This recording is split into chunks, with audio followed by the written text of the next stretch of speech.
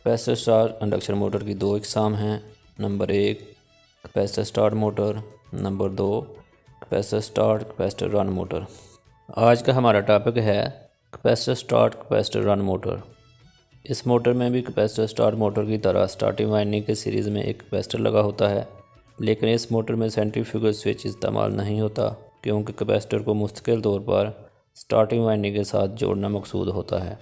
Starting winding के साथ मुस्तकिल तौर पर कैपेसिटर को जोड़ने के लिए उस वैल्यू का इंतखाब किया जाता है जो स्टार्टिंग और रनिंग कंडीशन में मुनासिब वैल्यू की कैपेसिटेंस फराहम कर सके। कैपेसिटर स्प्लिट फेज मोटर्स का starting torque full load torque का 350 से 400% तक होता है। सर्किट डायग्राम की तरफ देखें, इसको सप्लाई वोल्टेज दिए गए हैं, उसको V से ज़ाहिर किया जाता है। इस डायग्राम में दो वाइंडिंग्स नज़र आ रही हैं, एक मेन वाइंडिंग है, दूसरी स्टार्टिंग वाइंडिंग है। मेन वाइंडिंग में से गुजरने वाली करंट को IM से ज़ाहिर करते हैं और स्टार्टिंग वाइंडिंग में से गुजरने वाली करंट को IST से ज़ाहिर करते हैं। इसके साथ कैपेसिटर लगा हुआ है, स्टार्टिंग वाइंडिंग के साथ कैपेसिटर लगा हुआ है। कैपेसिटर को C से ज़ाहिर किया गया है। इस मोटर में सेंट्रीफ्यूगल स्विच नहीं है क्योंकि ये capacitor start capacitor run motor है और रनिंग के दौरान भी कैपेसिटर जो है वो कनेक्टेड ही रहता है। कैपेसिटर स्टार्ट कैपेसिटर रन किस्म की मोटर्स में से कुछ मोटर्स के सर्किट में सिर्फ एक कैपेसिटर को मुस्तकिल तौर पर लगाया जाता है जो स्टार्टिंग और रनिंग दोनों कंडीशंस में काम करता है। ऐसी मोटर्स को single value capacitor start capacitor run motors कहा जाता है।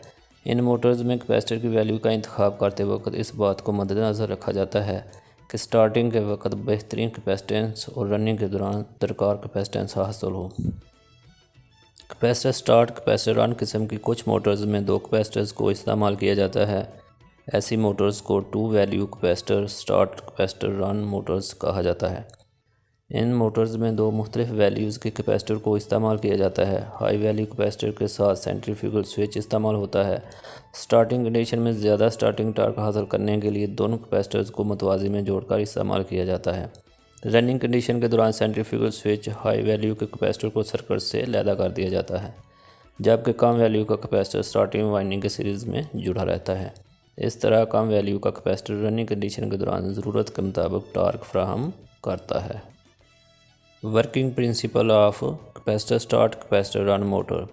डायग्राम की तरफ देखें, इसमें दो वाइंडिंग्स नज़र आ रही हैं, एक के साथ IM लिखा हुआ है, दूसरी के साथ IST लिखा हुआ है। मेन वाइंडिंग में से गुजरने वाली करंट को IM से ज़ाहिर करते हैं, जबकि स्टार्टिंग वाइंडिंग में से गुजरने वाली करंट को IST से ज़ाहिर करते हैं। जब मोटर को सप्लाई वोल्टेज दिए जाते हैं तो IM चलती है, IM लैग करती है वोल्टेज से, और फिर IS जो है वो लीड करती है। वो इसलिए कि स्टार्टिंग वाइंडिंग के साथ कैपेसिटर लगा हुआ है। अब स्टार्टिंग वाइंडिंग के साथ कैपेसिटर लगाएंगे तो स्टार्टिंग वाइंडिंग में से गुजरने वाली करंट लीड करेगी।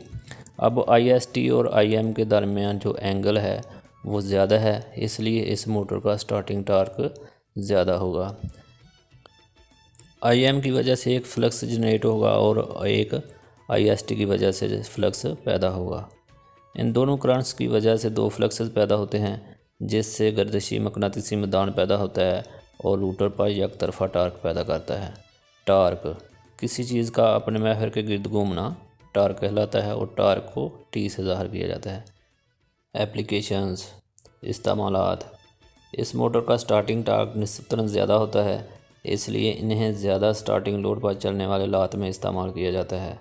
For example water pumps, compressors, grinders, fans, blowers, refrigerators और एयर कंडीशनर्स में इन्हें इस्तेमाल किया जाता है।